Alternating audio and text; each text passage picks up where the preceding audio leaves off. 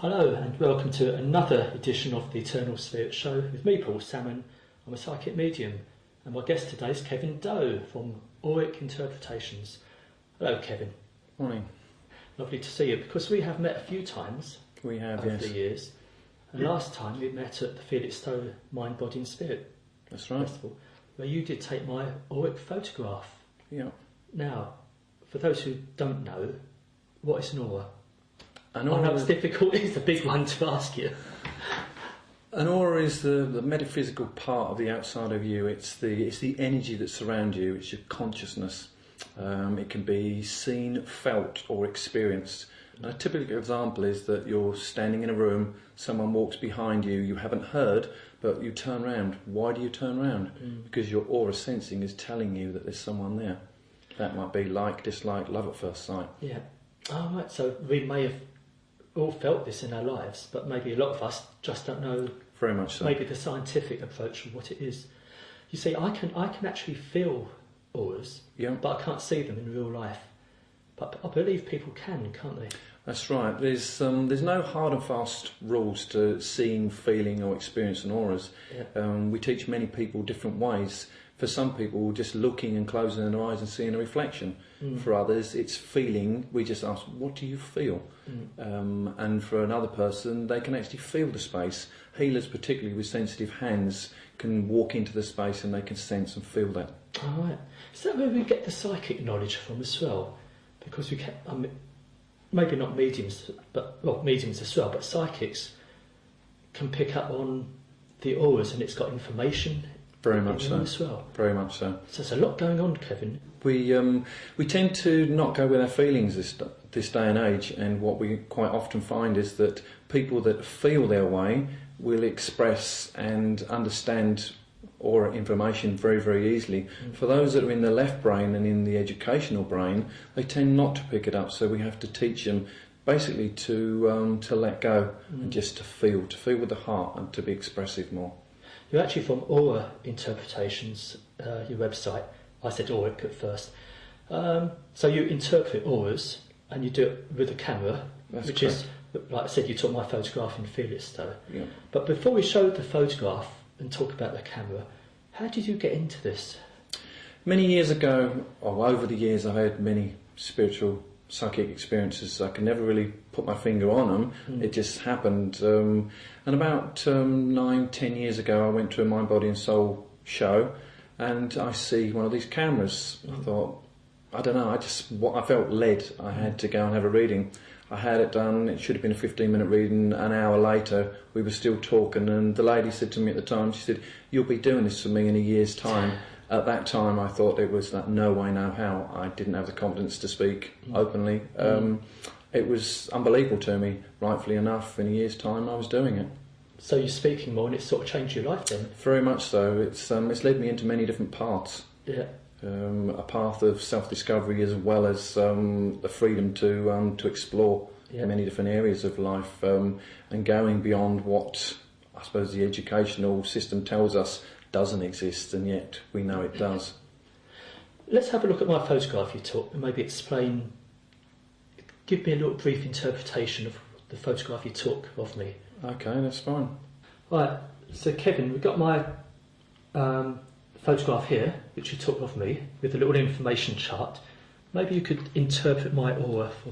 I must admit, I was thinking of Christ at the time, thinking I might get a pure light surrounded with pure light, but I didn't. I got red. There's many different ways of reading an aura. There's so much information, depth of colour, where the colour is, how big the aura is the colour bright, is it rich, where is the depth, what's below it. There is so much. Yeah. What I would say from your aura straight away is that we're in the fields of red, and we've got two distinctive areas within your aura. Straight away I'm drawn to the fact that we have a murky part around your head, which would suggest that you're very, very active at that time. You're busy, right. You're thinking, you're creative. On the opposite side, we have a very bright aura. Again, we're still in the red phases, but it would indicate to me that you're very much an entrepreneur. That I try to be, Kevin. Trying is the word. You're very good. You think on your feet. Yeah. You're spontaneous. You cut through where others would give up. Right. You have a very strong sense of self and what you want, what your desires are. The another side of red is that it's the creative passion. It's the strength. Every colour, every energy has a positive and a negative. But depending on where you are at that time, if you was at the beginning of a project, or as I see you on that day, you were very active, you were busy. So this is very much an active guy, thinking on his feet, spontaneous, a real survivor. So always do change. So later in the day, if I thought different, the colour would change maybe? They change. Colours layer. The way I read colours is I see the top colour and I see what's underneath them as well. But usually what we find is that people have a predisposed colour that they come into with their lifetime.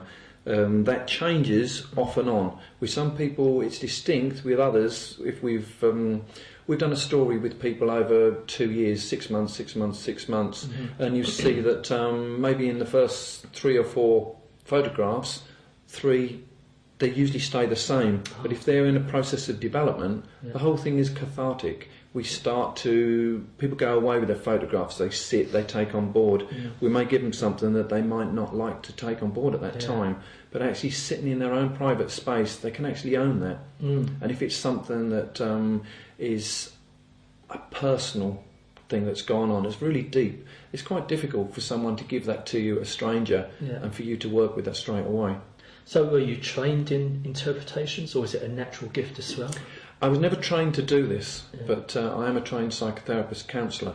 Oh, right. So the two go hand in hand very well. Yeah. So if I've worked with someone that obviously has some really difficult things to process, actually having the skills to know how to support that person after the reading has gone on, and to point them in the right direction so they get the right help and support. There must be a lot of self-satisfaction then with what you do, your work. I've been asked that question many times, and to me it's like being a kid around a Christmas tree. To see, to meet people the first time and actually think, what will their aura be? What I'm seeing is not always what they think they're displaying. So to think on my feet and to actually be able to embrace that person's energy, it's not always easy, because a person can be closed, others can be very open. So we gently feel our way into the person's energy, and what is there will present itself. So Kevin, let's talk a little about this camera of yours. Now, it doesn't look the average type camera to me. It looks rather just like a box, which it is. But how does it work? It's quite a complex system. We have here a biofeedback plate, of which we have 2. How the system works is it picks up the bioresonance, the electromagnetic frequencies of the body, and what it does, it takes the information into the camera. The front part of the camera, the white box that we see sitting beside me, is a computer with light emitting diodes. On the back of it we have an industrial Polaroid camera. What happens is the information is fed into the camera, and it resonates with the colours and the colour frequency responses of our emotions. Max Lucia was a guy that you can do colour test online. He was a colour psychologist, and he set the colours down many, many years ago. The camera takes a photograph, drops a mirror down, and then while the plate is still malleable, it projects the colours onto the photograph. So there's 2 ways that this camera works. One, it's picking up the electromagnetic energy of the body, and 2, it's taking the photograph of the person to place them in the shot. So my understanding to date is that you can't really use a camera singly on its own to take all the information, the colour information. Right. You can use a standard camera to capture the aura, which you can see on my website quite clearly, but to actually get the colour information, that's a process that needs a dual setup. And don't come cheap either. I won't ask you how much they are. Don't.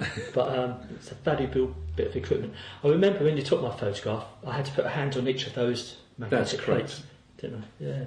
Excellent.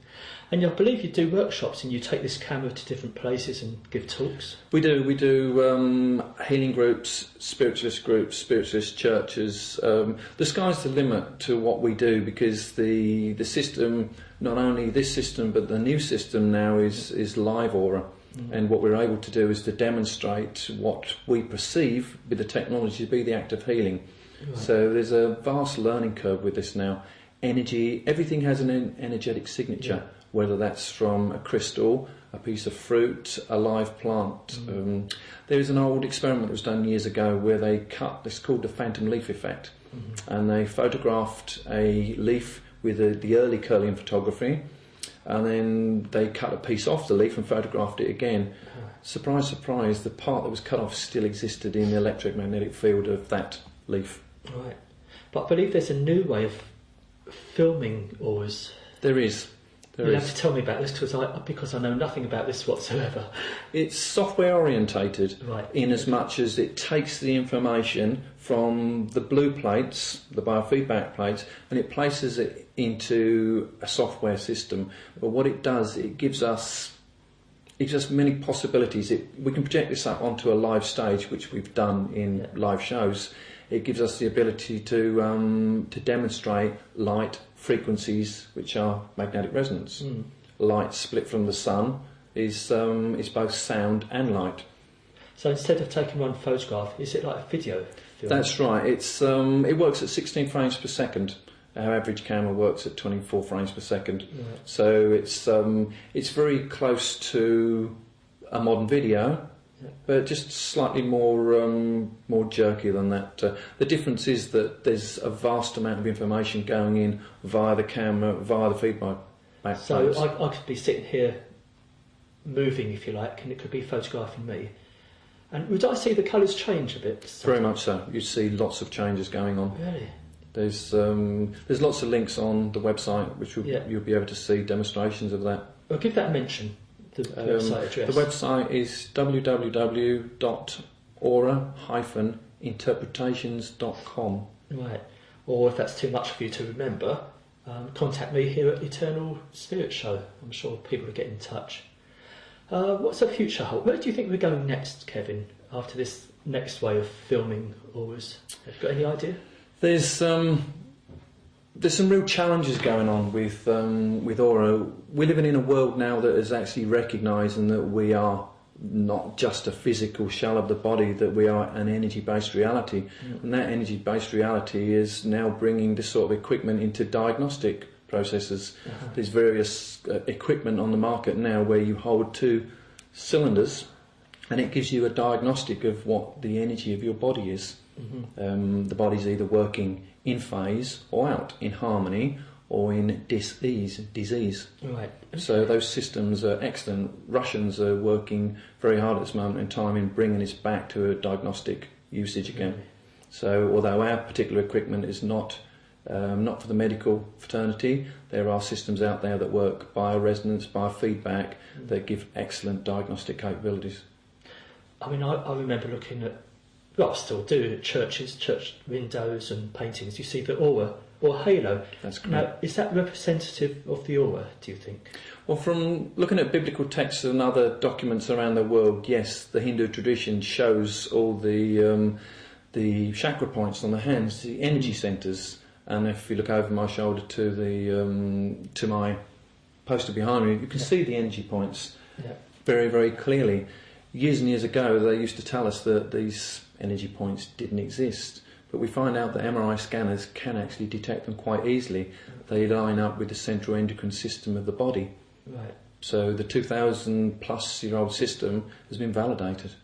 So, Kevin, what other uses are there for this equipment? There's many, from multi-page printouts to using it live on demonstrations. I guess a good example of that, 2 years ago, I was very lucky to be recruited by Tony Stockwell. I was asked to co-present a live show to a live audience. I've never done anything like that before, but it was an incredible experience. We took people out of the audience, we put them live on stage, and I was able to demonstrate the act of healing using the process of the camera with two auras showing the interaction between the two. It was an incredible experience, but it also gave us the ability to to air our equipment to a larger public. Now these cameras or machines are very popular because when I attend mind, body, spirit shows, there are queues, people lining up for a long time to have their photograph taken and interpreted. But so you must naturally be a psychic anyway to give interpretations. But as a medium, how do you fare on the medium side of things, Kevin? I'm trained medium. I've done many workshops with different people, Tony Stockwell's studio and others around the country. I guess it developed over the years, and what I found was that I felt experiences. I didn't always see things. Sometimes I would hear something, but many experiences brought me to the same point. It's like many strings to the same bow, really.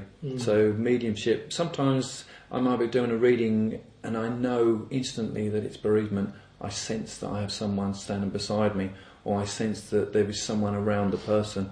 The last show that I done literally a couple of weeks ago up in Leeds, I had a lady who was searching very, very deeply, very, very upset, and I got almost to the end of the reading, which was more about her and where she was at that time, and basically picking up her life and starting out new. And right at the end of the conversation, it was impressed in me, please tell her I love her and I'm very much around her. And I went into another reading for another 5 minutes at that point. Even though it was time for me to move on, it was important at that time to honour the information that was offered to me, so it was appropriate. The lady was so pleased, as was her friend that came with her, that that was what she was looking for. So that's like a healing process for her, wasn't it? Very, very much so. And that she could move on, maybe. Very much so. Have you got another little story to tell us about? I mean, is there one dramatic picture that sticks in your mind, for instance? There's been many over the time, and I think probably children are the most interesting phase at this moment in time. Children coming in with great awareness. And we had a young lad in Clacton, of all places, a very small show. It was a great experience, lots of people.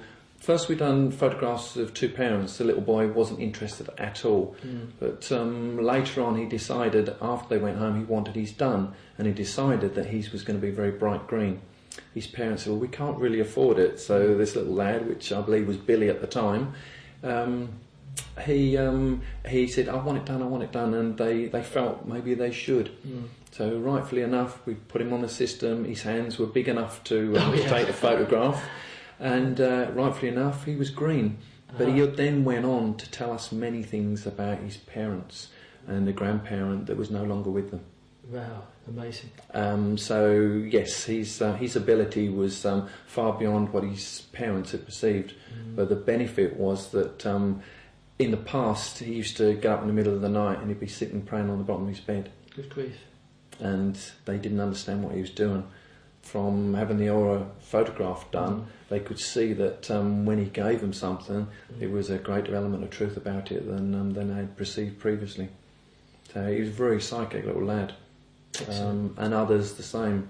I guess the most obvious one is a couple of weeks ago, again, same show. A guy and his girlfriend came and had their photograph done. For whatever reason, we couldn't do both of them. It was at the end of the show, doors were closing, etc. So I said to him, if you come back tomorrow, bring your photograph with you. I'll do your reading in the morning. He came back in the morning. Unfortunately, he forgot his photograph. So it was like, okay, what am I going to do with this? I sent him away. I said, come back in about 10 minutes. Let me think about this for a few moments. So I just chilled out for a few moments and meditated on it.